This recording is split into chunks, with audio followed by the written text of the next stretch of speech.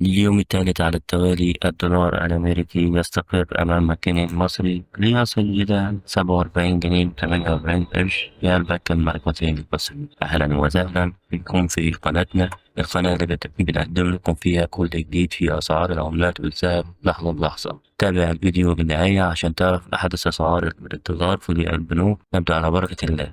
سجل الدولار في البنك المركزي المصري شراء 47 جنيه و48 قرش، 47 جنيه و62 قرش للبيع. في البنك الأهلي المصري سجل الدولار شراء 47 جنيه و51 قرش، 47 جنيه و61 قرش.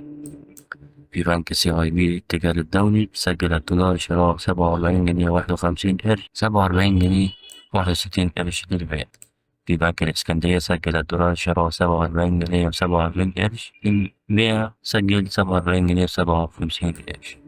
في مصرف أبو ظبي الإسلامي سجل الدولار 47 جنيه و55 قرش للشراء، 47 جنيه و65 قرش للبيع. أتمنى أن أكون فدتكم. متنسوش تدعمون لايك وتشتركوا في القناة عشان يوصل لكم كل جديد. سلام.